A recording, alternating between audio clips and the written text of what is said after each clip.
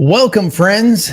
It is good to have you. Good to be back. Got all kinds of fun things going on with some new updates to my streaming platform. So hopefully you all will be able to see most of the comments on the right-hand side of the screen. Today we are in episode 5 of a 20-part series. I can't believe that it's going to be 20 episodes. But we are in episode 5, and this is going to be a little bit of a longer episode. There were quite a few claims made in this particular segment, so buckle up. Hopefully you've got the time to engage with us and spend some time. I'm trying something new today, friends, okay? I don't even know if I set it up right, but I'm trying something new. You should see, if you're watching live, that you have the ability to now do these super chats. And if you so would like to, I will engage as best I can. They don't have to be questions. They can just be supporting the channel. But if we can get to 15 super chats during today's conversation, I will put together a live episode on the authorship and the dating of Daniel. So that's kind of what's up for grabs today. Welcome. It's good to have you here. We're going to dive straight in. And the first thing we're going to do is we're going to watch the actual, it's about a 4-minute video that will go through all of the claims that we're going to tackle in today's episode. And with that, here we go. This is the video. So in the book of Daniel, chapter 11. But notice the context of when this power comes. We'll pick it up from verse 20 when we see, then shall stand up in his estate a raiser of taxes in the glory of the kingdom. There's going to be somebody that is going to raise taxes in the glory of the kingdom. But within a few days, he shall be destroyed, neither in anger nor in battle. Who is the person that is known for raising taxes in the kingdom? According to Luke chapter 2, verse 1, there went out a decree from Caesar Augustus that all the world should be taxed. He is the one that raised taxes in the kingdom. And in his estate shall stand up a vile person to whom they shall not give the honor of the kingdom, but he shall come in peaceably and obtain the kingdom by flatteries. Who came after him? Tiberius Caesar. You can see in Luke chapter 3, verse 1, in the 15th year of the reign of Tiberius Caesar, etc., etc. He's the one that came. Verse 22 goes on and says, and with the arms of a flood shall they be overflown from before him, and shall be broken, yea, also the prince of the covenant. The Bible is telling us that during this time, the person known as the prince of the covenant will be broken. Friends, who is the prince of the covenant? Christ. Jesus Christ. It's only Jesus. Right? Come on, the book preacher. of Daniel also tells us Messiah the prince. He is the prince. He shall confirm the covenant. He is the one that confirms the covenant, the Messiah. An arm shall stand on his part. Now, notice, we're on verse 31. We had just read 20, 21, 22. Now we're 10 verses later. Look at this power coming after the time of Jesus. An arm shall stand on his part, and they shall pollute the sanctuary of strength, and shall take away the daily sacrifice, and they shall place the abomination that makes desolate. And some of them of understanding shall try them, and to purge them, and to make them white, even till the time of the end, because it is yet for a time appointed. Oh, that sounds familiar. Even to the time of the end. Yep. It says, and the king shall do according to his will. He shall exalt himself, magnify himself above every god, shall speak marvelous things against the God of God, shall prosper till the indignation be accomplished. These are very familiar words. Similar words. Yep. He shall, neither shall he regard the God of his fathers, nor the desire of woman. Hold that thought. Nor the desire of woman. Who is the person that does not desire woman? Nor regard any of God, for he shall magnify himself above all. And at the time of the end shall the king of the south push at him. Who is this person? Who is this power? Let's summarize all of this. Put it in order. Arm stand on his part, pollutes the sanctuary of strength, takes away the daily sacrifice, place the abomination that makes desolate. To the time of the end, he exalts himself above everything that is called God. He shall prosper till the indignation be accomplished. He will magnify himself above all. At the time of the end shall the king of the south push at him. If we make a comparison between Daniel chapter 8 and Daniel chapter 11, Come on. he magnified himself even to the prince of the hosts. He shall exalt himself and magnify himself above every God, shall speak marvelous things against the God of gods. He shall magnify himself above all. Is that a match? Absolutely. Come on, y'all. Stick with me, man. I'm more than halfway Yeah. done. By him, the daily sacrifice was taken away. He shall take away the daily sacrifice. Is this a match, friends? Yes. Absolutely. The place of his sanctuary was cast down. They shall pollute the sanctuary of strength. Is that a match, friends? Yes. A host Yes. was given against him, given him against the daily sacrifice by reason of transgression. Arm shall stand on his part. Yes. It practiced and prospered Yes. in the last indignation. End of indignation. Shall prosper till the indignation be accomplished. The time of the end, even to the time of the end. Come on. Friends, Come on. this is the same power. And this power Mhm. comes after Jesus.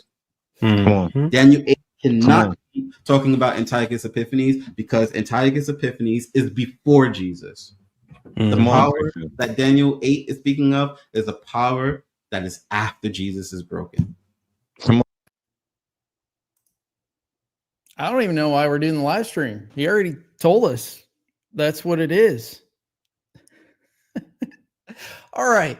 So let me just, here's what we're going to do. Okay. I want to make sure. I want to make sure that, let me get these items up. So here's the claim. This is a longer claim. I'm going to try to steelman the actual claims that were made in this 4-minute segment. Here's the claim. Okay, it's a longer one. So the little horn of Daniel 8 parallels the blasphemous king of Daniel 11. However, since Daniel 11, 20 to 22 allegedly describes figures from the Roman period, that's what was made very clear. See, oh, no, this is Roman. I'm going to talk about that. Because of that, especially notice he went through Augustus, specifically related to raising taxes. We'll cover that. Tiberius as well. And then he talks about Jesus, the prince of the covenants. He makes an assumption and claim and just kind of rolls with it. The subsequent abomination of desolation that's in Daniel 11:31 must occur. That's what he says. Therefore, right? Therefore, it must occur after Christ's ministry, not in the era of Antiochus IV. And then finalized at the end, he said, therefore, because of all those things, Antiochus cannot fit either chapter. I want you to notice that that's the claim that's being made. Antiochus doesn't fit chapter 8, doesn't fit chapter 11, because they are like identical parallels, and therefore, because 11 isn't true, then deductively 8 can't be true. That's the method at which the logic happens. Now, we're going to be doing a couple of things here, and you're going to have to buckle up tonight because, as I mentioned in my Discord channel, I may or may not frustrate and bother some people tonight. I hope I don't, because I'm trying to honor the text. And I want you all to know in the beginning, before I get started, that my intent is not to say you have to agree with me. My intent is to show you the rebuttal as to the other side of the story with regards to these claims, because ADL through Jason, claimed that these are bulletproof. I mean, you can't deny these. It is what it is. So to defend the Antiochus interpretation, here's what we're going to have to do. And we do this almost every single time. We're going to have to analyze linguistics. We're going to analyze historical continuity between Daniel 8 and Daniel 11. And we're going to demonstrate that both chapters indeed describe the same Hellenistic events, and the so-called Roman interpretation seriously misreads the structure and the textual, like the textual realities of the text itself. Okay. Now, as was said before, this is the claim. Okay. Jason very clearly said, okay, that these parallel, that these are identical parallels. And because chapter 11, this was his entire kind of his argument, that because Daniel 11, based on his understanding, has to happen after Jesus, that therefore Daniel 8 can't. Okay. That's the argument. Now, this claim,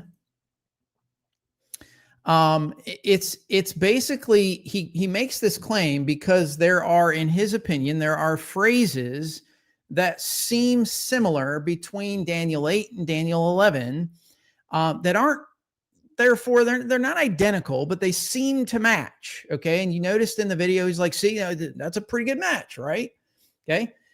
And since this is the case, as they claim, Jason claims that Daniel 8 isn't Antiochus, and that proves that Daniel 11 can't be Antiochus based on their understanding of, again, this is based on certain understandings of their anointed one passages, the Messiah, the Prince of Princes, that connection. Okay, we're going to cover all of these tonight. Now, I am going to say this in the as we kick it off. I don't entirely disagree with parts of the claim, but I fully disagree with Jason's conclusions. You'll see what I mean as we go through this. Now, I already showed you his connections, okay? He went through and connected this with this and that with that, okay? What I would like to do is I want to look at the literary and structural parallels between Daniel 8 and 11, but it isn't what you think it's going to be with regards to his conclusion. So pay closely attention to this. Both of these visions share a highly specific constellation of symbols, a very, very, very specific set of symbols. Now, what we have on the screen is, notice that the theme on the left, you're going to see what I understand to be in Daniel 8, Daniel 11, and then some shared meaning between the two. So you'll see that there's Greek origin between both of them. I've put the verses there. If you want to take screenshots of this and check this out, you can. I'm not going to go to all these verses just for the sake of time. You'll notice that there is an emergence of a particular king in chapter 8, verse 9, and then chapter 11, verse 21. That very clearly ties, and this is what I want to make sure that you all understand, that Daniel 8, if we understand Daniel 8 to be Antiochus Epiphanes, then Daniel 11 is going to also reference that in connection. That's the shared connection. Notice the desecration of the sanctuary, both very similar. Daniel 8:11, Daniel 11:31. Notice the persecution of the faithful. There is a parallel connection between the two.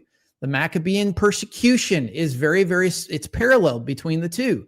And then finally, the time limitation, the 2300 evenings and mornings. By the way, many of you have been asking, like, when are you going to talk about that? Or I've had people kind of inquire on it. There will be 2 full episodes where I will dialogue on and really get nitty gritty detailed on the temporal issues and the stuff that's going on with the 2300 evenings and mornings and the sacrifices and what's in context there. So just hang tight. We'll get to that. But notice the parallel in Daniel 11. Finite crisis within history. That's what's happening. Now, these detailed correspondence are, they're way too precise to be coincidental.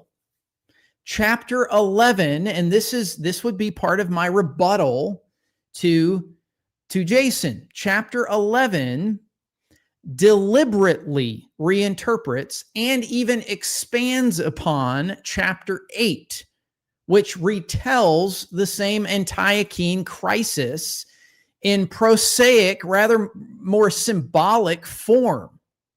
So you've got, yes, I agree that there's a parallel. But it's vital to make sure, that you get Daniel 8 correct in order to understand what the author is attempting to speak into with regards to Daniel chapter 11. Flying Gentle, thank you so much.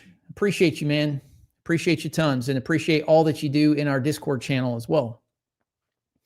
So here's what I would say is, I would say the burden of proof, if I'm rebuttaling Jason, the burden of proof actually lies in his court. And this is the part that I want you to be very clear on in the video.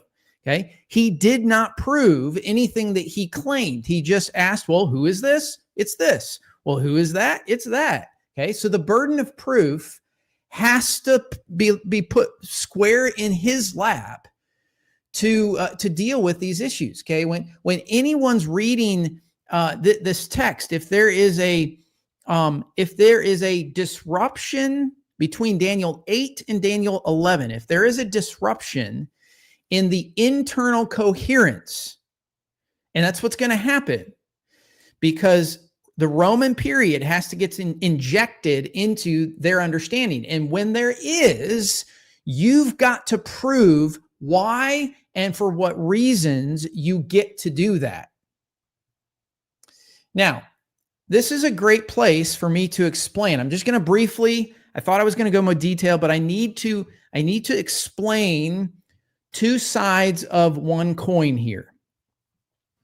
When you look at any scholar, any interpretation, any reading, anything online with regards to this particular issue, you are going to have two potential main differences that are going to cause people to go two different ways. The first main view is what Adventists understand to be true, and that is the Roman view. And what I need you to understand with the Roman view is that the Roman view, with regards to the empires, the first empire is the Neo-Babylonian Empire. This is the Roman view. Then they combine Medo-Persia, okay, as the second. Greece is third, and then the fourth kingdom is Rome for them. This is the Roman view. Rome then gets explained as being divided, a divided empire that oppresses God's people, and so on goes the explanation. But what you also need to understand is there is an alternative view. And this is called the Greece view. With the Greece view, Babylon is the first, Media is the second, and after Media came Persia, which is the third. So understand that these two views, okay, the Roman view collapses Medo-Persia into one. The Greece view says, no, that's not the way it actually happened. It's Media first, then came Persia, and then the fourth kingdom is not Rome. The fourth kingdom is Greece. And its description is twofold. It's a twofold divided empire. What is the divided empire in Greece? Well, it's the Ptolemies and the Seleucids. And those divided empires are what oppress God's holy people. Okay? Now, you can argue either one of these. Neither of them have perfect connections to absolutely everything. Surprise, surprise. This is apocalyptic literature. This is true for all literature like this, okay? But I argue that the burden of proof and evidence, the majority of the evidence, sits on the latter of the two. So the Greece view rather than the Roman view. So understand that when we're dialoguing on this and when I'm providing rebuttals, okay, the Adventist position and ADL's position is the Roman view. My view is that the burden of proof and evidence that stacks up, and I'm going to show you what I mean by that, is that the Greece view is way more textually driven, historically driven, philologically driven. It's way more grounded in the text. Okay. Now, let's talk about the continuum from, because again, remember, Media, Persia, they're separated into two. Okay, so there is a narrative continuum from Persia to the vile person, whoever that is. And that's, again, as you all know by now, I understand that to be Antiochus. Okay, so Daniel 11 actually begins, if you go to Daniel 11, let's go back to verse 2. Okay, pay attention that it starts with the three kings shall arise in Persia. So Daniel 11 explicitly, this is not it's textually driven. Okay, it is explicitly tied to the Persian connection. And I should say this before I go too much further, okay? It is my position and my opinion that you don't have to agree with my position and still be a Christian, okay? This is, we dialogued on this in our Discord channel. These are secondary issues, in my opinion. The problem in the Adventist position is that you cannot disagree with the Adventist interpretation and still be a part of Adventism from a systematic theology standpoint. Okay, you can't. So there's a conflict that happens when someone butts up against the Adventist position that doesn't usually happen. And I'm bringing this up because, listen, I've got a good friend, Sola Scriptura 21. Like, we've dialogued. I absolutely love engaging with this guy. Wonderful individual. Do we agree on some of this? No, we don't. That's okay. It's fine, because our understanding of what it means to be Christian and what it means to honor the text, we can wrestle with it. Okay, our views don't have to align with everything. Very different when it comes to the Adventist position. Now, back to the conversation, back to Logos real quick. So I want you to notice that Daniel 11 starts with this empire, Persian period, and it proceeds through Greece until verse 3 and 4 talk about when a warrior king shall arise who shall rule with great dominion. This is actually, it proceeds to Greece under Alexander. And then it follows the detailed political history. And this is what we're going to look through in detail. Verses 5 all the way down to verse 20. I'm going to show you and give you the evidence as to why I think this is the case. Chapter 11, 5 through 20 follows a detailed political history of the Ptolemaic and the Seleucid dynasties. And you might say, well, what are you talking about, Mike? Well, let's just look, okay? Let's go to what I'm referring to. So you have the Persian kings, okay? Xerxes is an example in verse 2. Then you have Alexander the Great. 5 to 19 is the successive Ptolemaic and Seleucid empires. It's detailed. There's detailed military campaigns that actually match 2nd and 3rd BC chronologically. Now we're going to talk about chronology and history and all that stuff in a second, okay? Verse 20 very specifically deals with Seleucid IV, he who sends an exactor of tribute. Now, that's the tax question that brought up and came up. So you notice how the Adventist position goes, well, who did that? Well, they just go and they pick one in the New Testament. That makes no sense with Daniel's connection, okay? So I believe that connection, and it can be grounded in historical documents, okay? Seleucus sent Heliodorus to the temple. You can cross-reference that with 2 Maccabees III. Then when you move to the next verse, in verse 21, that's what I believe to be the parallel with Antiochus IV Epiphanes. A contemptible person, they shall not give him the honor of kingship, but he shall come in by flatteries. That fits Antiochus's illegitimate accession, 175 BCE. And if you're concerned about what E is, E came in after, well, anyways, that's a whole nother dialogue. It used to be BC, and now everything gets put in with BCE, okay? So this internal chronology, the way I understand it, okay, the way I think is grounded in the actual events of kind of what transpired, this internal chronology does not leave a gap that now Rome, which is an entirely new empire, to pop in the mixture somewhere. It just doesn't allow for that. The blasphemous king in chapter 11:36, this blasphemous king down in 36, let me go to it. The king shall act as he pleases. He shall exalt himself and consider himself greater than any god, and shall speak horrendous things against the God of gods. He shall prosper until the period of wrath is completed, for what is determined shall be done. This blasphemous king is the same Antiochus whose persecution has been described since verse 21.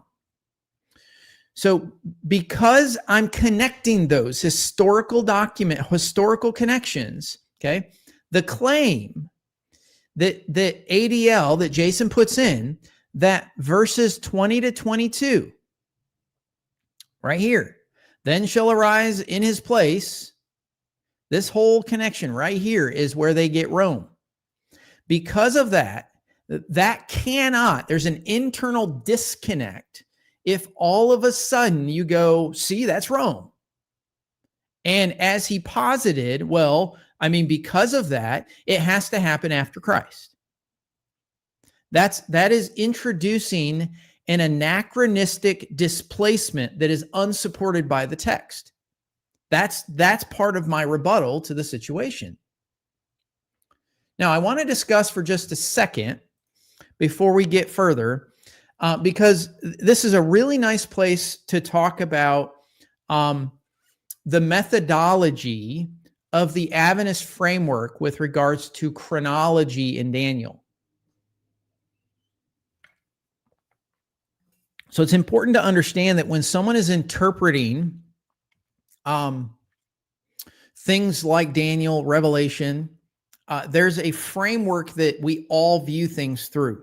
The framework that Jason is viewing things through, Jason is agreeing with and assuming, okay, this is an ultimate assumption, that the visions in Daniel should be interpreted chronologically. And this is a clear Adventist style. It's steeped in early pioneers of the Adventist church. In fact, the Adventist church also understands Revelation through a chronological interpretive lens. And you may not have heard it in that way. The phrase for this is it's called historicism. And in the view of historicism, apocalyptic prophecies reveal a historical timeline of events, okay? They have to fit chronologically, running from whoever the prophet is that's prophesying, their own time, until the second coming of Jesus. Now, where did this begin in the Adventist history? Well, this all kind of started, the big pioneer to this is actually a gentleman by the name of Uriah Smith. So Uriah Smith, which actually is foundational, currently still foundational to the church's understanding of Daniel and Revelation. In fact, if you want some of these documents, you're welcome to them. Again, just connect with me. You can scan the QR code. That particular QR code, thank you, Adrian. I appreciate you tons. That QR code will put you towards the Patreon account. If you want to go to, actually, let me change that real quick. If you scan the code that's on there now, you will get access to, specifically to the Discord channel itself. Okay. Now, here's what I want you to understand is that if you go back and read Uriah Smith's book called Daniel and Revelation, he talks a lot about chronology. In fact, he quotes, this kills me when we all do this, but it kills me, especially when I see this inside of Adventist literature. But he quotes other authors that deal with this and then make it his own, as in like, this is the kind of the way to perceive it. So he quotes a book called Harmony of the Prophetic Chronology. I'll give you just kind of a reading of what it is. If the connection between the 70 weeks of Daniel 9 and 2,300 days of Daniel 8 does not exist, the whole system is shaken to its foundation. If it does exist, as we suppose, the system must stand. So I want you to understand that what is going on is the lens through which the Adventist church early on in their history, okay, is through this chronology. Now, as I was doing some research on some of this, there is a fascinating, I could not find the author. In fact, the author was non-existent, but it's posted on the Biblical Research Institute, which is the highest level of scholarship inside of the Adventist church. And here's what whoever this author was, I think it's just supported by the Institute itself, because there was no author named. I don't know who to quote. I'm happy to give you the link to it. You can go read it in its entirety. Just connect with me by scanning the QR code. And this is at the very end of the entire article, okay? In fact, let me just do this. I wonder if I can, let me get this on the screen for you guys so that you can see. Give me 1 second here, and I'm going to reshare my screen so that you can see.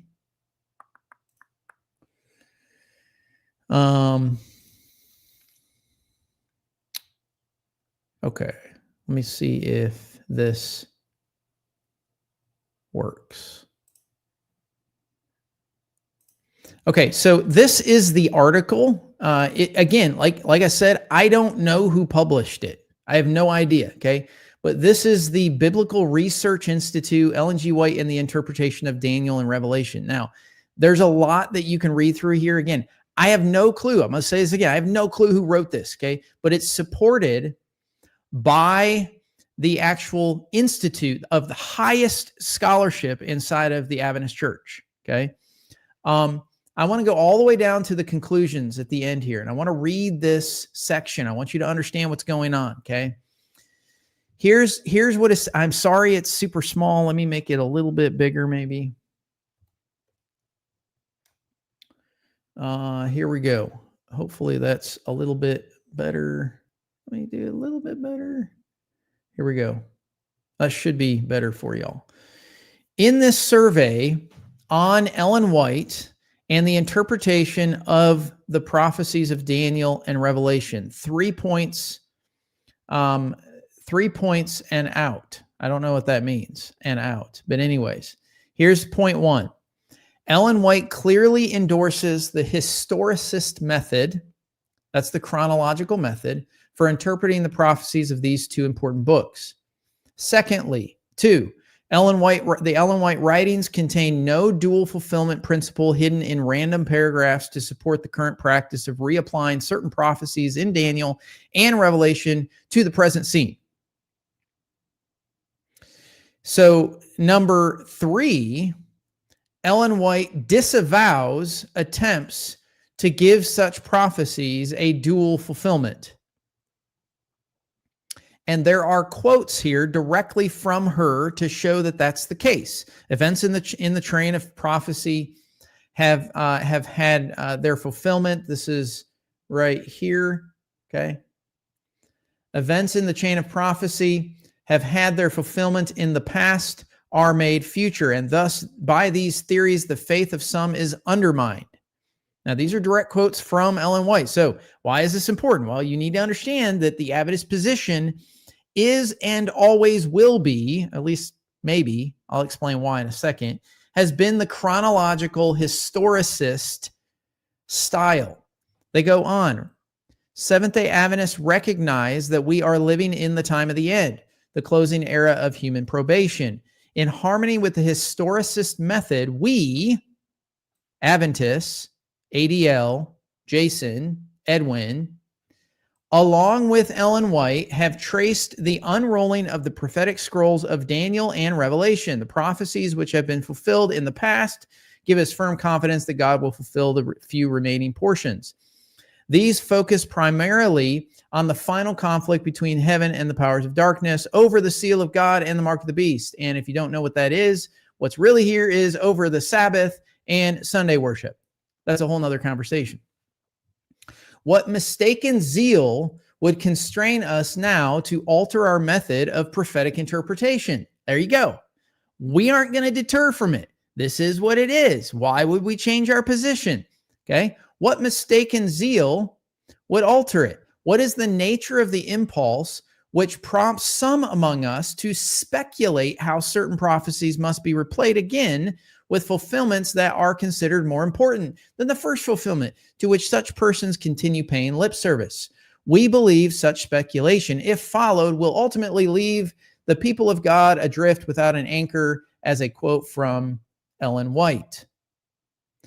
In the light of this survey, again, Ellen White's connection to this, we may be sure that if Ellen White were alive today, she would deplore the strained interpretations being urged upon the church as a result of imploring the dual fulfillment concept.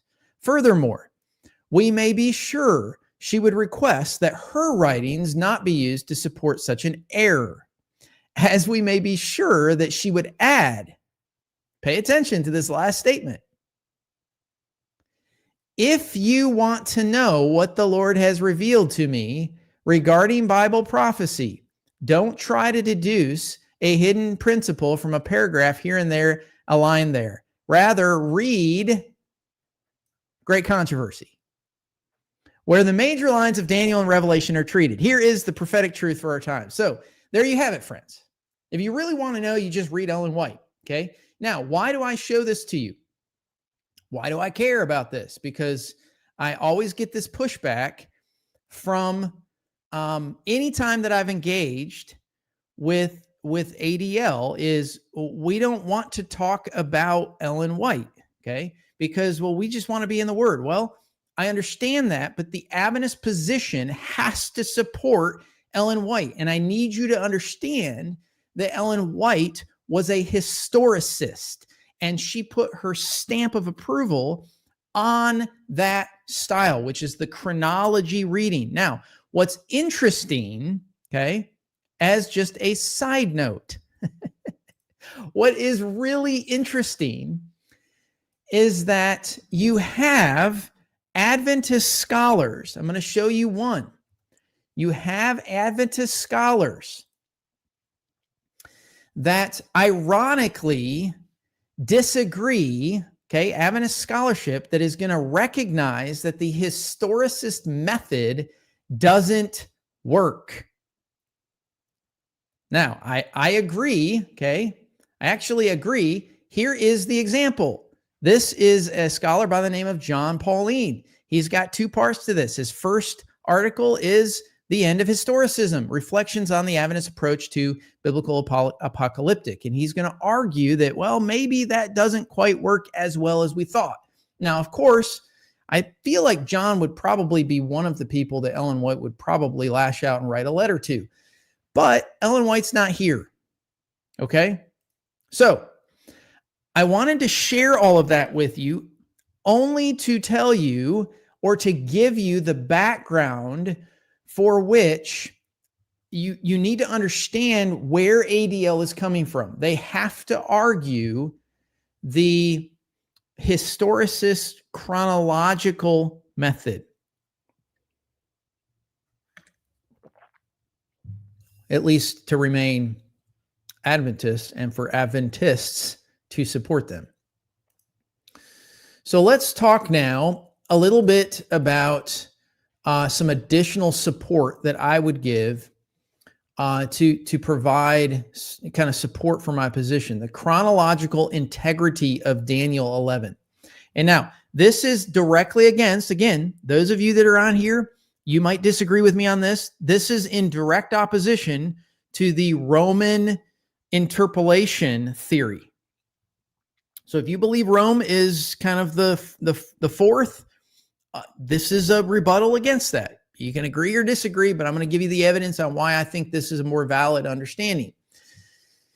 When we look at the internal structure of Daniel 11, it's going to present some very compelling evidence against theories that posit a chronological gap that introduces Roman elements into the otherwise very coherent Seleucid narrative. And so there are several converging lines of evidence that are going to support this. First of all, there is textual unity and what's called pronominal continuity. What do I mean by that? Well, the Hebrew text maintains, and I want to show you this, the Hebrew text is going to maintain what's called third person masculine singular pronouns. Now, how do you identify that? Well, you get a program like Logos. I'll show you how to do it, okay? I'm in the morphology search inside of Logos, and what I'm going to do is I'm going to confine my search just to Daniel 11, okay? And then I am going to ask the system to find, you'll see on the right hand, well, you can't see it over here. I'm going to ask it to find pronouns that are third person, masculine, and singular. Okay. And you'll see up in the search engine, that's the syntax for it. You don't have to worry about what it is going to look like. But here is what we find in the text. From beginning to end, it uses very specific third person masculine singular pronouns throughout. But specifically, notice it's in verse 2, verse 8, okay, or chapter 8. A lot in chapter 8, chapter 9. I want to go to chapter 11, okay? I want to very specifically go to just chapter 11, and this is what we're going to look at. Notice that you have him. He has become strong, his, as he pleases, still rising in power, his kingdom. These are all first person or third person masculine singular pronouns, specifically through, I'm going to go down here, verses 21 all the way down to 45. This is what gets used. There are, and here's what's very important to understand in the text, okay? There are absolutely no what's called syntactical markers that would indicate a temporal displacement. What do I mean by that? There's no indication in the text that says that now you have to disconnect from this continuity to now pull in an empire that didn't exist prior into the system. The particle in verse here, when you go to verse 21, there is a you see this. It's harder to see in here. This is 4, so 3, 4 wa'al amid. Okay, right here. This particle right here. This is a verb. This is a wa. It's a katel. Wa plus perfect third person masculine singular. Okay, that's a bunch of fancy words that don't probably matter to most of us. But the participle here in verse 21, introducing Antiochus IV Epiphanes, it implores the same grammatical structure used for producing all the other Seleucid rulers. So the reason I'm bringing this up, and I know I'm getting a little nerdy and grammarly and all that stuff that most people don't think about, but the reason I'm bringing this up is because this grammatical structure, it suggests that there is a narrative continuity in the text. Rather than some sort of imperial transition, which is where Rome would come in. Now, what's crucial in this, okay, the text actually lacks what I said earlier, syntactical breaks or temporal markers that would signal to the reader, if you understood the language, oh, this is a chronological leap down the way, centuries later, okay? In the text, these would be markers that ancient writers regularly employed when indicating those kinds of transitions.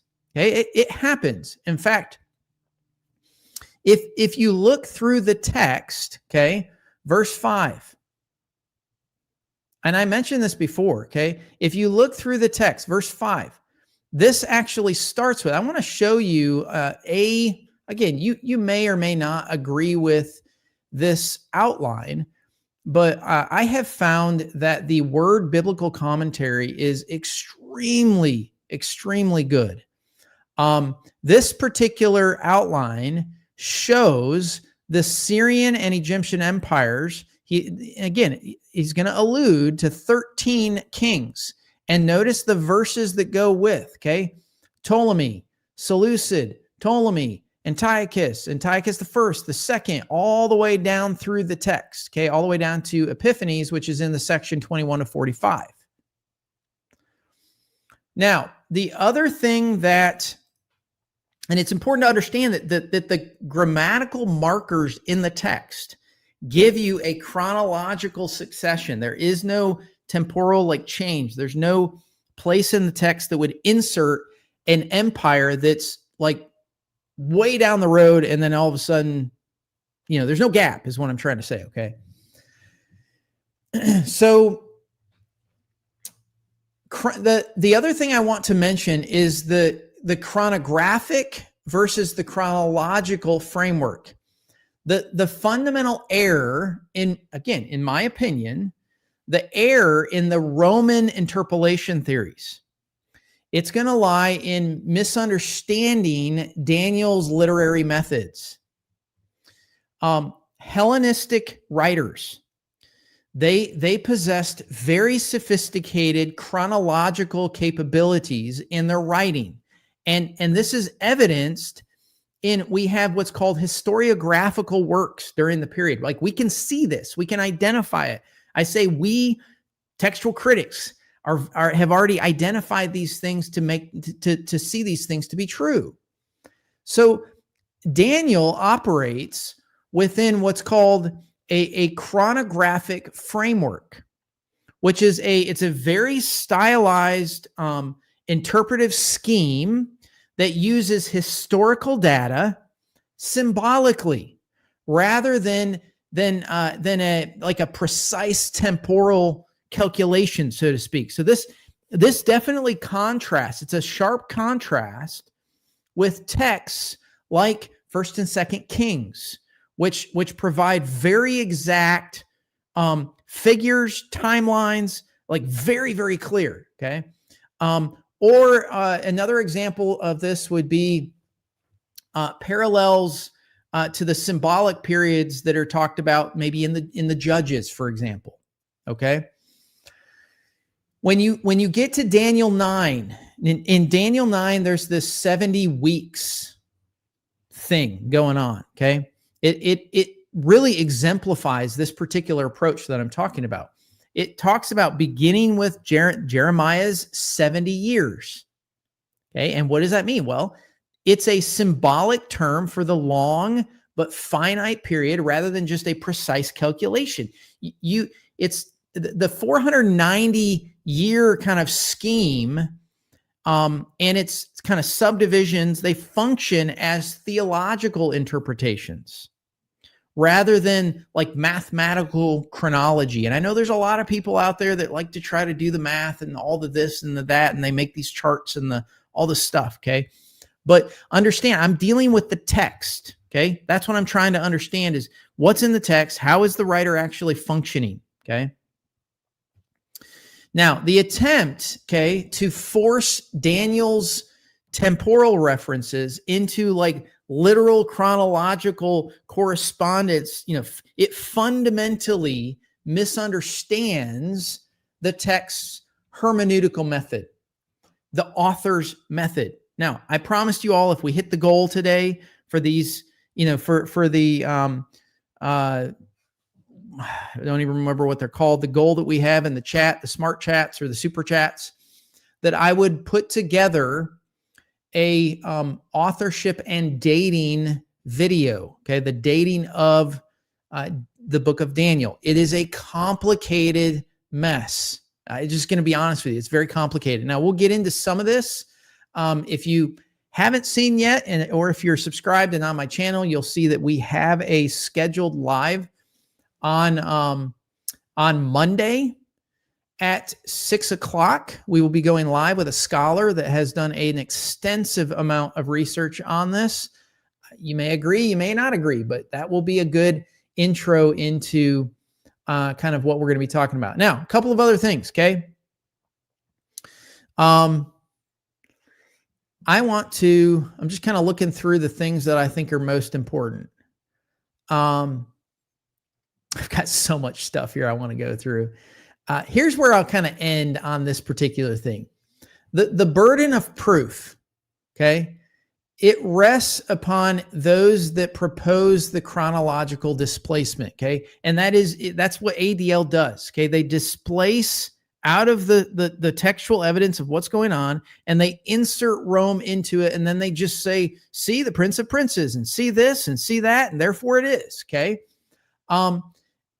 Anytime that happens, okay, when that happens, you've got to demonstrate both textual evidence for those gaps and justification for abandoning the chronographic interpretive framework that characterizes at its core Daniel's literary method. And again, just throughout the book of Daniel. Okay. All right. So let's get into the next section that, all right, I'm going to be honest with you. I'm a little nervous about this one with my audience, okay? I'm jokingly but seriously mean it when I say this. I'm Mike Colburn. I'm your friend, okay? I also want you to know that I am a Christian. I love Jesus. I love the text. I want to honor the text. I am in no way trying to be hostile to Jesus Christ, okay? But what I'm about to share with you you may have a visceral reaction to it. I'm just sharing with you stuff that I've come to the conclusion on, okay? That's all I'm doing. You don't have to agree with me on it. I want to talk for just a second on a section that that really ADL went over quite a bit. And this is going to be Daniel 11:22. Okay. So I'm going to read this section right here. Then shall arise, remember 21 to 24:5, somewhere in there is, in my opinion, a parallel to chapter 8 with regards to Antiochus. But this is the precursor to kind of setting that all up. So then shall arise in his place one who shall send an official for the glory of the kingdom, but within a few days he shall be broken. Though not in anger or in battle. In his place shall arise a contemptible person on whom royal majesty had not been conferred. Notice that. Royal majesty not been conferred. He shall come in suddenly and seize the kingdom through intrigue. Armies shall be utterly swept away and broken before him, and the prince of the covenant as well. Now, I would, if I were here doing a Bible study with you, I would tell you to read the entire chapter multiple times from multiple different versions. I would tell you to start asking questions of the text. Don't bring your own ideas into the text, but I just want you to listen again to what the text is saying, and then we're going to go through some ideas here. Armies shall be utterly swept away and broken by him. Who is him? It's already talked about up here. Okay. The him here is this contemptible person. Okay. And the prince of the covenant as well. The army shall be utterly swept away and broken before him. And the prince of the covenant as well. Now, the prince of the covenant this is the question I have initially before I go through kind of what I believe this to be. Is the prince of the covenant being broken as well before him? Okay. So just pay attention to the text. Now, here's where I go with this. Okay.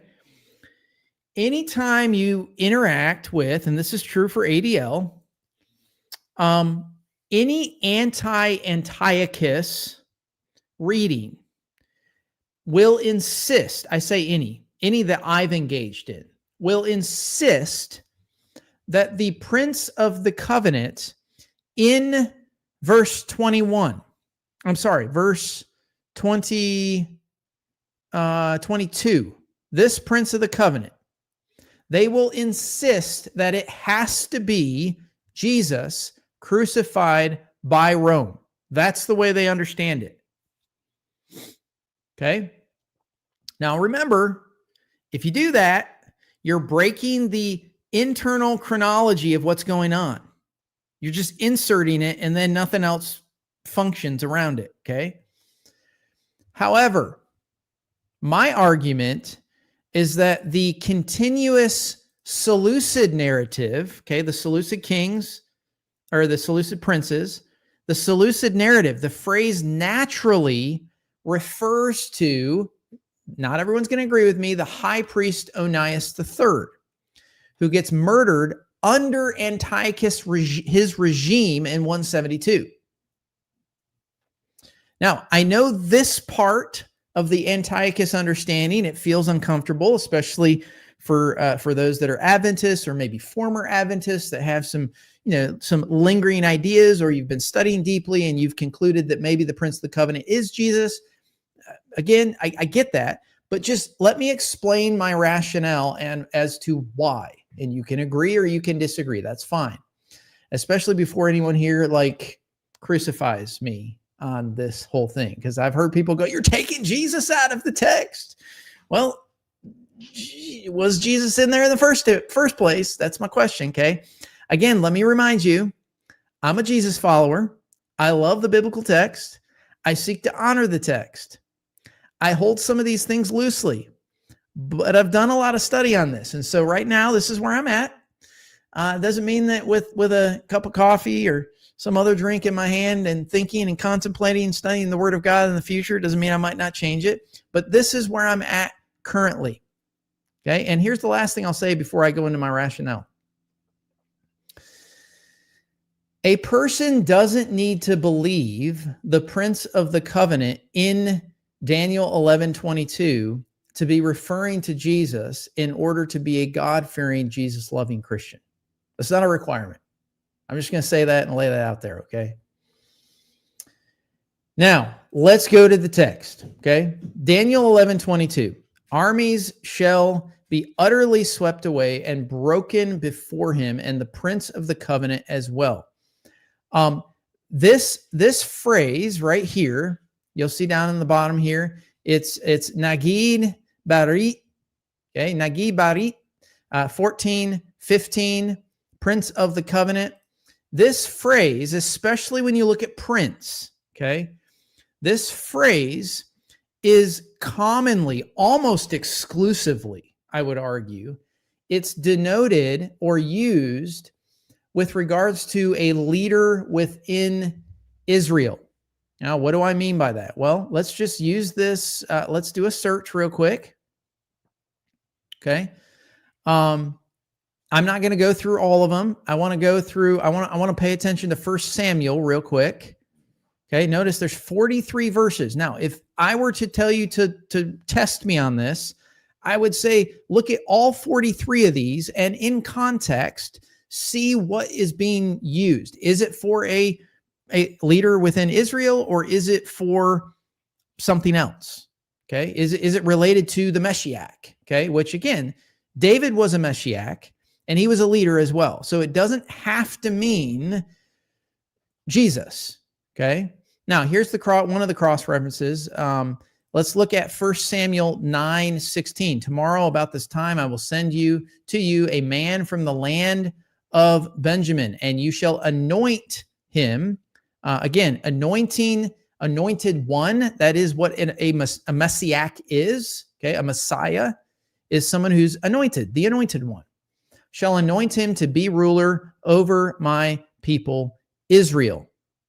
Another example of this,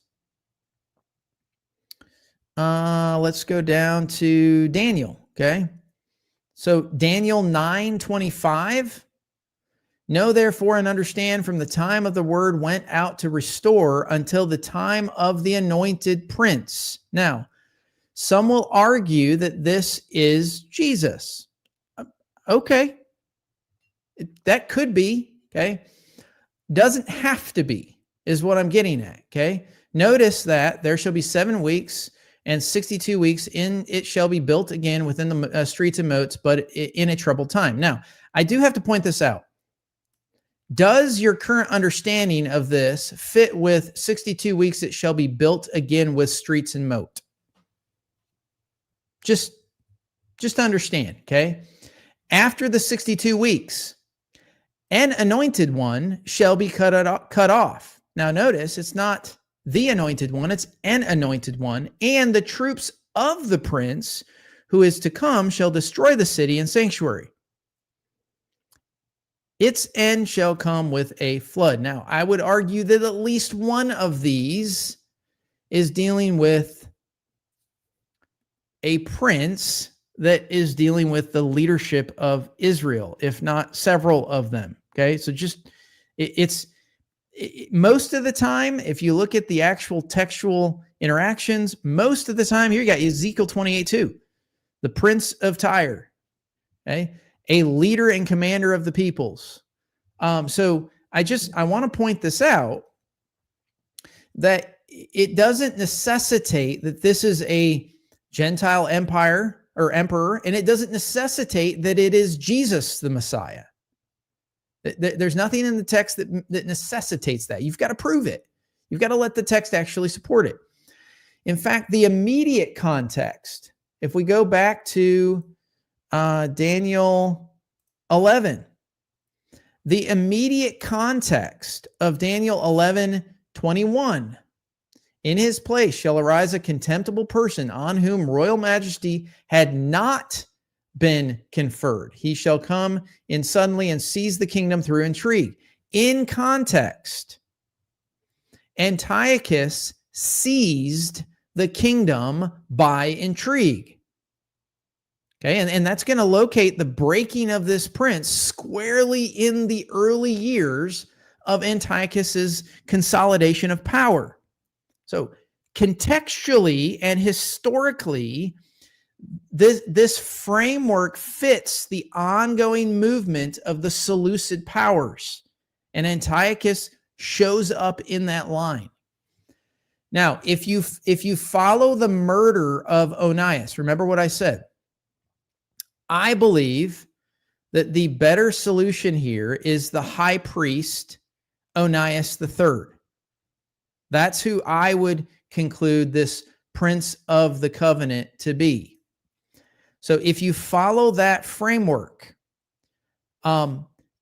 Onias's murder is actually attested to in 2 Maccabees 4:33 and 34.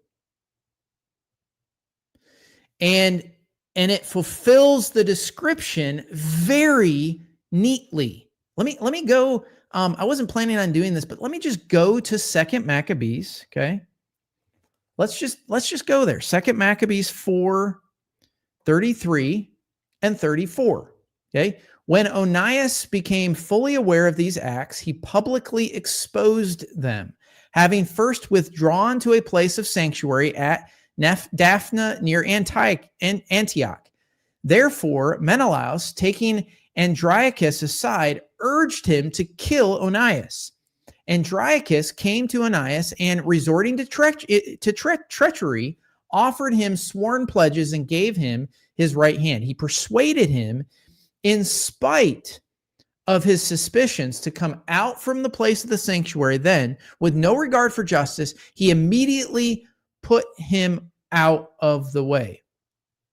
And then notice that there was they call it an unjust murder. Okay, so this was the anointed one that Antiochus dealt with. Okay, so the righteous prince of the covenant, Onias III, was the high priest. He was the prince of the covenant, slain in the midst of Antiochus's political maneuvers. That's what's going on. This is not a messianic execution centuries later, in my opinion. I think that the evidence supports, even in this passage, to be Antiochus. Now let's look at another part of the text. Okay, let's go back to Daniel and let's go to verse 31. We get in verse 31. Now, yours might say something a little bit differently. I saw some of you in the chat mentioned earlier, okay, this ships of Kittim. That is another reference point. That's another one, friends. Okay, and I mentioned that before. Notice actions against the Holy Covenant. He shall turn back and come to an understanding with those who forsake the Holy Covenant. It's the Jewish people. Forces sent by him shall occupy and profane the temple and fortress. They shall abolish the regular burnt offerings and set up the desolating sacrilege. Now, some translations say the abomination of desolation there. Just depends on how you understand it, or how the language of the translation that you're using. What I want you to understand about the text here, okay? The abomination of desolation. It's this section right down here. Now, I'll show you if we go to, I'm going to guess at which one here. Let's just do the King James Bible real quick. It's probably going to say that. The abomination that makes desolate. Okay. So it really does depend on the translation that you use. But I want you to understand that these words right here down in the actual manuscript, okay, is it's sakis mesomem, okay, and it's read this one first, then this one, okay. It's that's an article, okay. Then you have this is a noun and a verb, okay, and this is the participle verb here, sacrilege, desolating.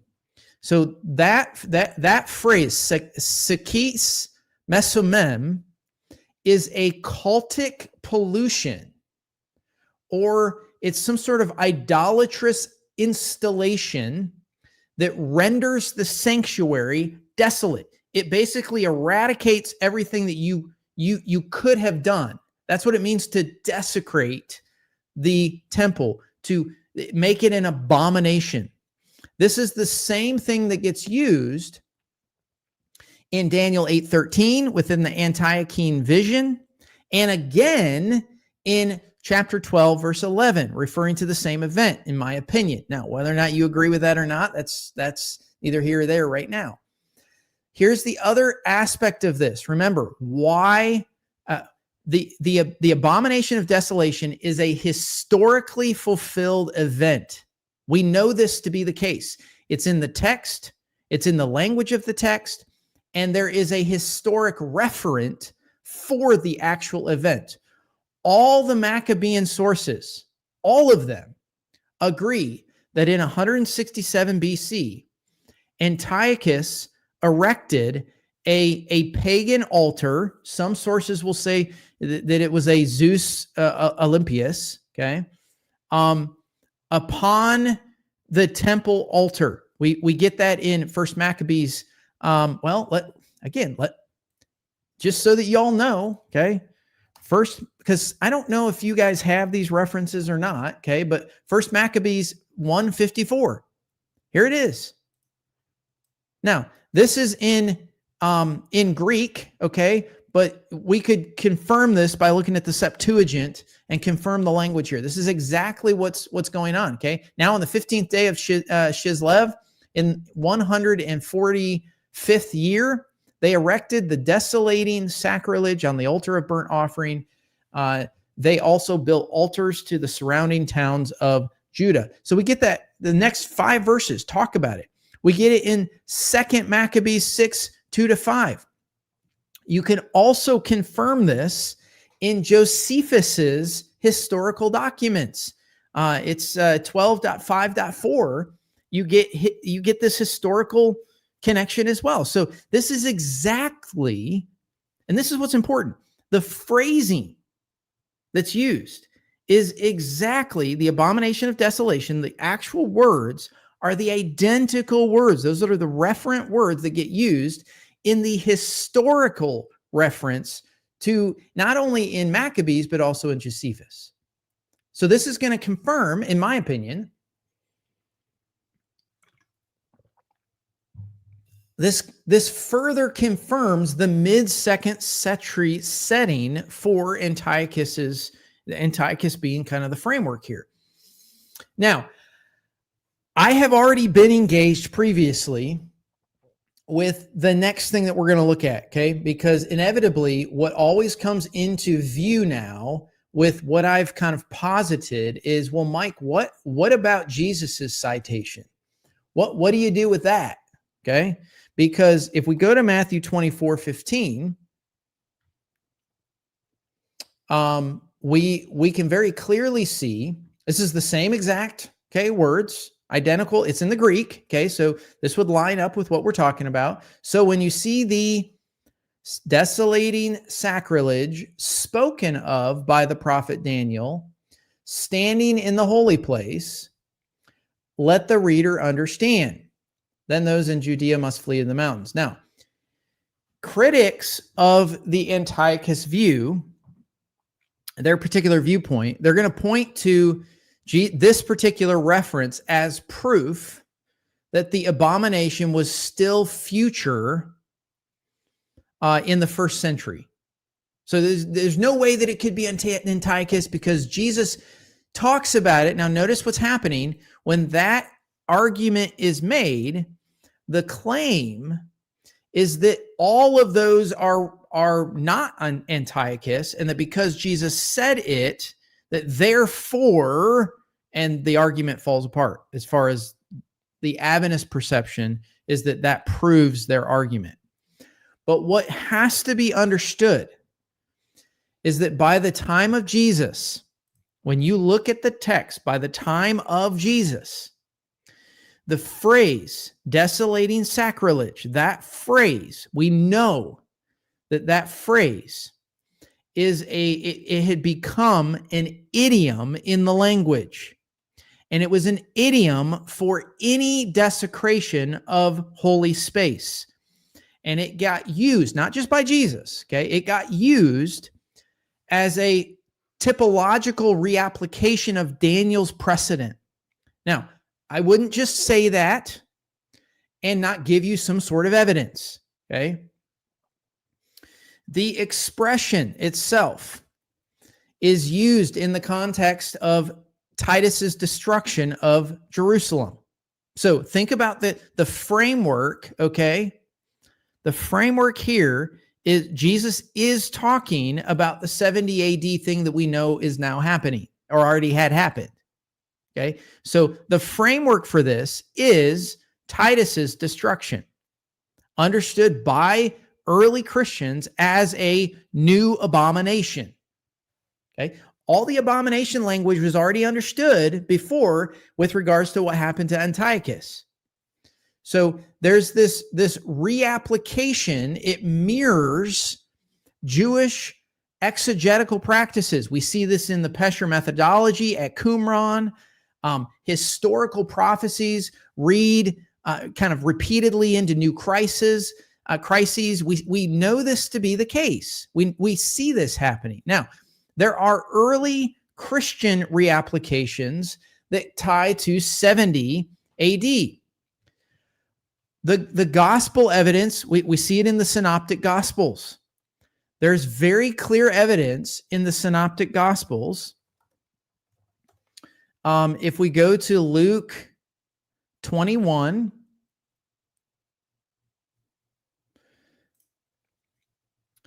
notice what's said. It's a little bit different.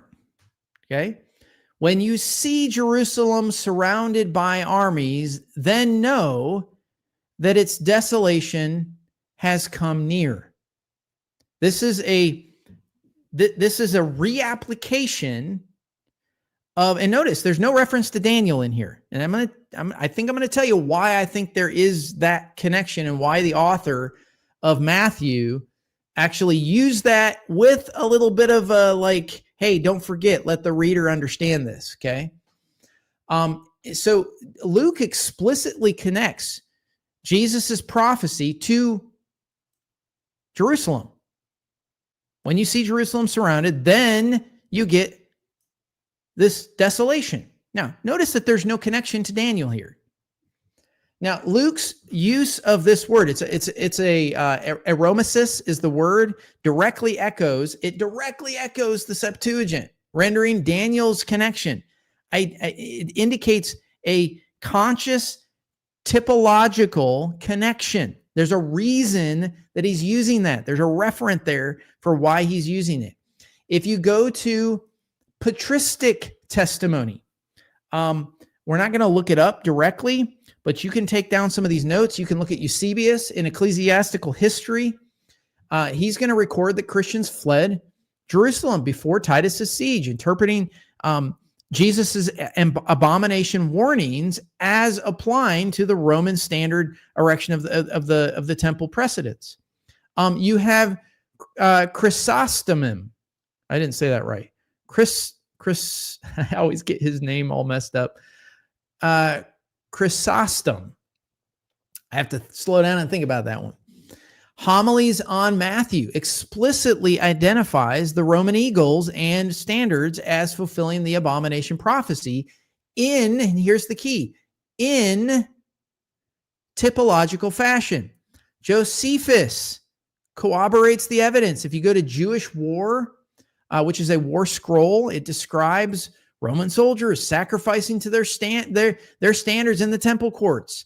Precisely the kind of pagan cultic activity that constituted this abomination, this Jewish understanding of what happens. Anytime a sacred space is desecrated, it's called an abomination.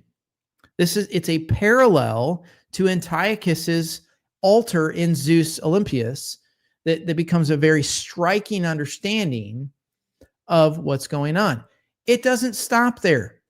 You've got Qumran Pesher methodological evidence that this is a Nahum Pesher that has basically it's a contemporary interpreter in the 7th century, a prophet Nahum, as referring to the contemporary Seleucid Roman conflicts. Again, you've got so the Qumran community, at least the exegetes at Qumran, read the ancient prophecies as applicable to their present crisis. So this formula is its interpretation concerns regular introduction of contemporary application of older oracles. And I could go on and on. There's another Qumran text, 4Q 174. Same thing, Nathan's dynastic oracle to the Qumran community, eschatological expectations. You've got the Habakkuk Pesher, same thing that goes on. The list goes on and on and on. I've got so much evidence that shows it's very clear that it's a typological understanding that they're not saying that what happened back there in Daniel didn't happen and now it's this. Okay. They're not saying that. It's not a, we got that wrong. It's a, that same thing that happened typifies what's going on in our situation. You've got Midrashic literature. You've got Genesis Rabbah 44:17. They're going to reapply Danielic imagery to Roman persecution. Lamentations Rabbah 1:5 uses abomination language. You get simple Second Temple text that we talked about. Maccabees. You get this Sibylline oracles that apply very, very similar things. So I share all this to say that Jesus's use reflects typological reuse, not exclusive futurity. It doesn't mean like all the stuff before doesn't work, okay? The original historical referent remains Antiochus's desecration. Now, I do want to point out something. In Matthew, I want to point this out. I want everyone to see very clearly in the text, there is a reason that this is put here.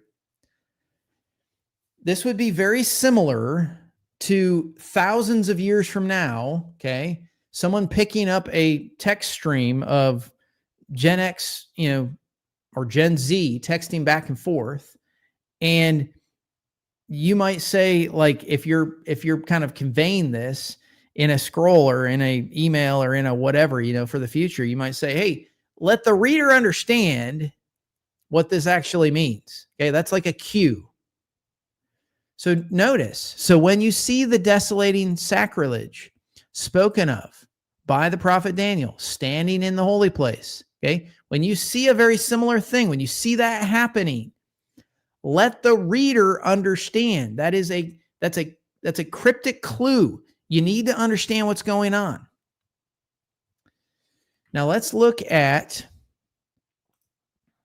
we're going to go back here to some additional things. I want to look at the thematic symmetry between the little horn and the vile king. So notice the symmetry here. Daniel 8, we have magnified himself even to the prince of the host. By the way, that was like episode 1, okay?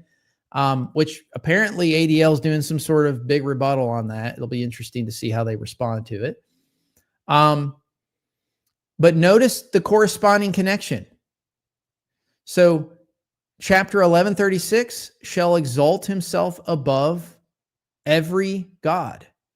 What's the fulfillment of it? It's hubris. Antiochus, most don't even know this, but Antiochus actually, his title was Theos Epiphanes, like above God. Theos is God. It's hubris. Like there's this divine, he's taking on a divine title. Look at 8:11 and 11:31. Cast down the sanctuary, profane the sanctuary.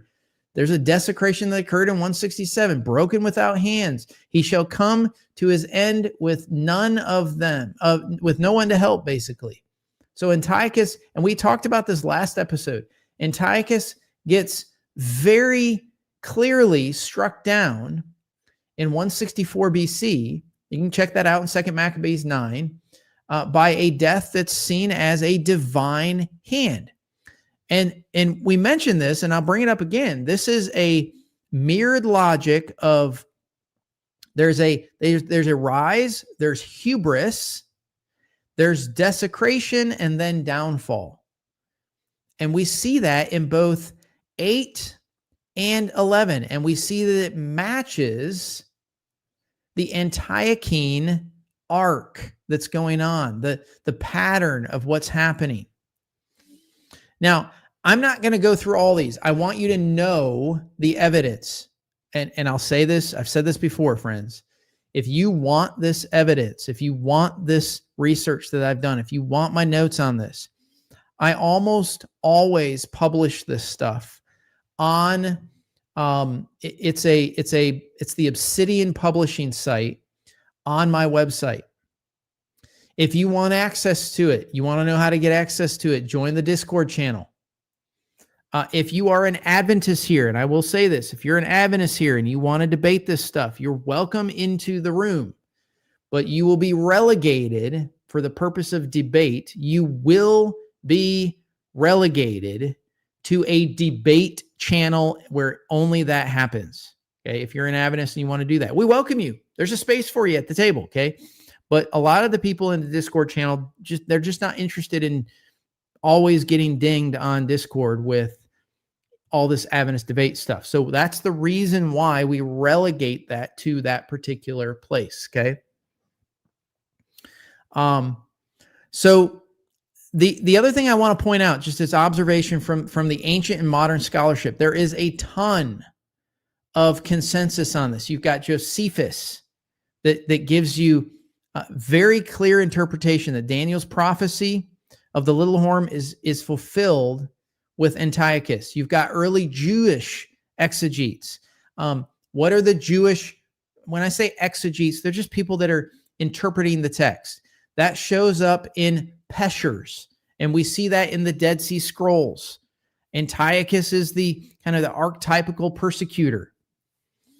We see it in modern critical consensus.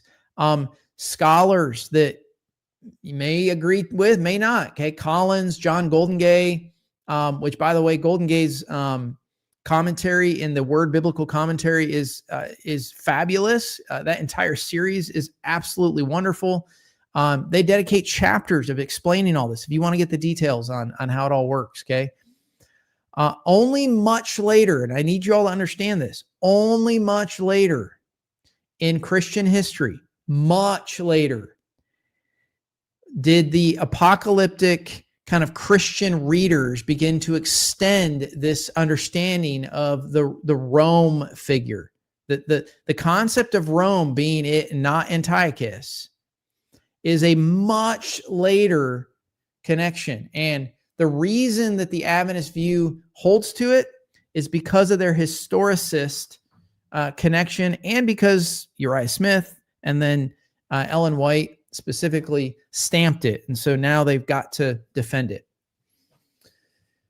Man, I've got so much more here, but I feel like I've rattled off all the details. Let's just, before we close up shop here, let's talk about, there was a claim in the original video that talked about the raising of taxes. Okay.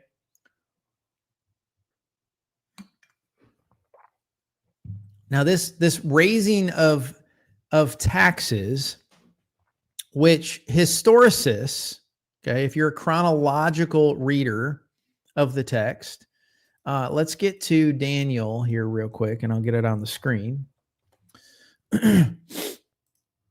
As you already saw in the video, if you remember back that early on in our live stream here, that when you get to verse 20 in the text, then shall arise in his place one who shall send an official for the glory of the kingdom, but within a few days he shall be broken.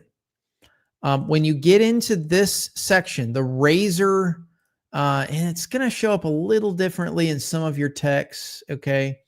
Let's go to,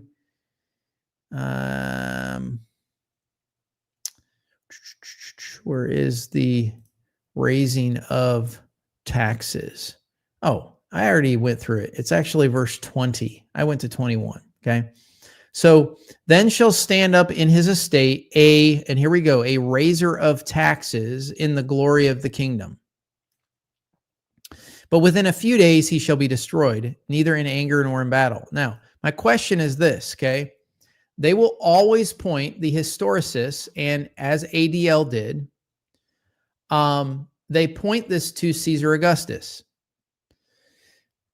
And what happens is they assume their conclusion. I don't know if you caught that in the video. Now, who raised taxes? That was the question. Who raised taxes now? Who was it? Who raised taxes on the world? Well, first of all, Caesar Augustus didn't raise taxes on the world. Okay. That's not what happened. And there was a lot of people in history that raised taxes. Okay. So it's not like Caesar Augustus is the only person.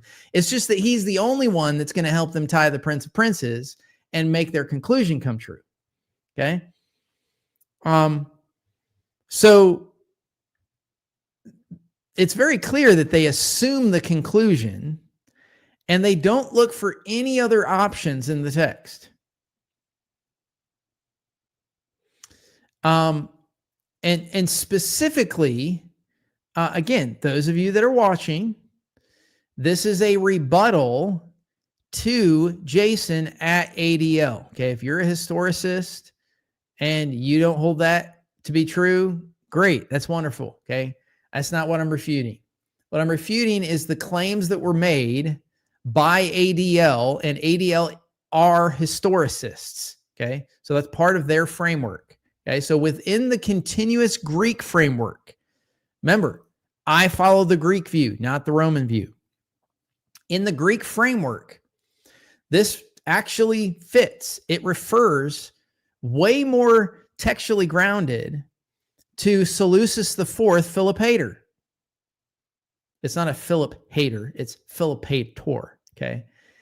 Who indeed actually did tax his dominions to pay Rome for his father's war. Where do we find this? Well, guess what? You're going to find that Maccabees has a lot of this, okay? Maccabees, second chapter of Maccabees, second Maccabees chapter 3, and then Polybius 31:9 talk about this. So Seleucus, the tax collector, Herodotus attempted to plunder the Jerusalem temple. The very episode that leads up to the Antiochus ascension in verse 21 it actually fits the model perfectly. It mirrors this very precise Seleucid succession. There's no like inject Rome into the viewpoint or the vantage point here. Okay. So I don't know why Jason didn't go to history and actually look at this, but Caesar Augustus is not the only person that's raised taxes. And I would argue that Caesar Augustus, even if he is thought of in here, the question would be, did this happen? Like, does it really fit? Okay. Does it really fit the context of the situation? I would argue no. Okay, it doesn't. Now, I want to go to, just as we summarize the flow, I want to look at the flow of what we've looked at so far, okay? So notice that Daniel chapter 11, so this is Daniel 11, verses 2 to 4. We have Persia and Alexander. Verses 5 to 19, you've got the kings of the north and the south, which are the Seleucid kings and the Ptolemaic kings, Ptolemies. Verse 20 is the raiser of taxes. Okay, that's Seleucid IV.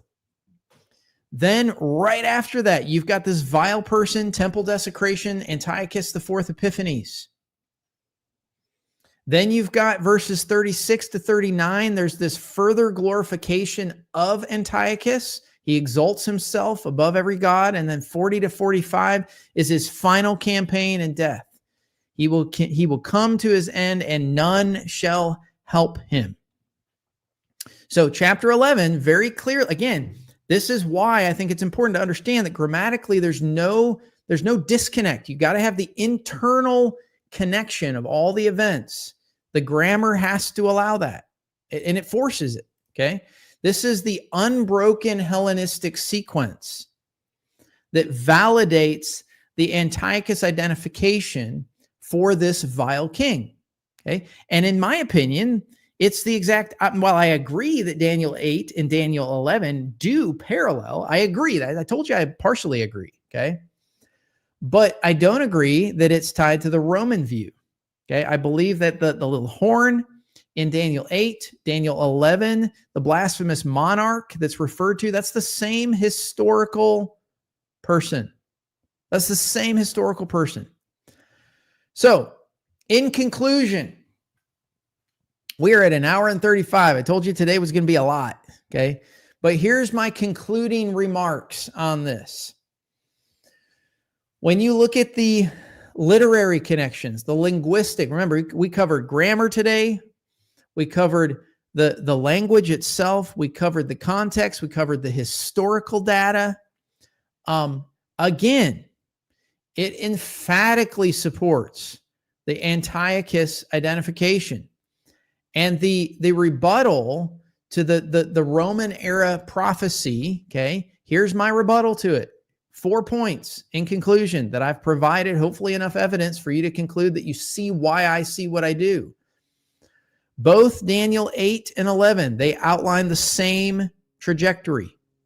You've got Greek fragmentation that moves to Antiochus's hubris, that moves to persecution, and then divine retaliation, judgment.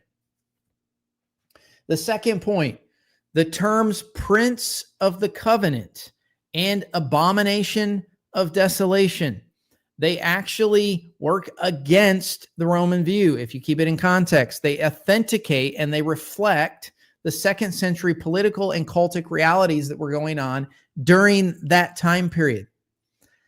The structure of Daniel 11. When I say structure, remember the literary structure, grammatical syntax, the structure of Daniel 11. It precludes a chronological jump to the Roman figures. You can't do it unless you are going to literally take it out of context. The historical narrative of the text moves from Persia to Antiochus, and it is seamless. It is beautifully orchestrated in literary beauty in Daniel. The last kind of final thought in conclusion, Jesus's later citation of the Abomination of Desolation. Understand that there's no problem with that. You should not read that back into the text, okay? The Abomination of Desolation very clearly is being used as a typological reappropriation. So it's taking the idea and saying, hey, let the reader understand. Don't forget what it means. Remember that incident back there, back in Daniel? You'll know when there's desecration in the temple. Okay, it's a reappropriation of something that was very clearly understood to them. It's not a statement or a denial of Antiochus as the original referent. I don't believe that's what's going on in the text. Okay, friends.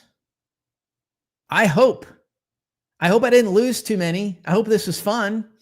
By the way, I just want to make a huge thank you to those of you that did financially kind of shout out today, that supported through the super chats.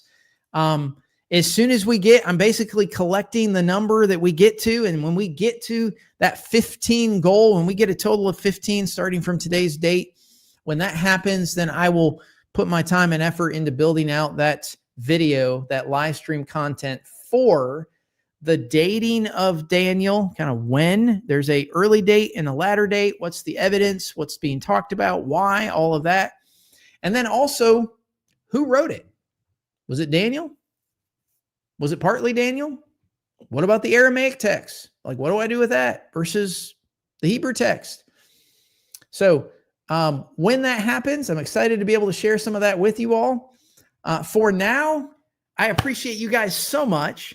I'm so grateful that you spent some time here. Do me a favor, like, subscribe, share, join the Discord channel, hang out with us, wrestle with the text, begin to kind of honor the text in a way that maybe you haven't before by spending time with others that do the same. I appreciate you guys tons. Be safe, and we'll see you on the next one.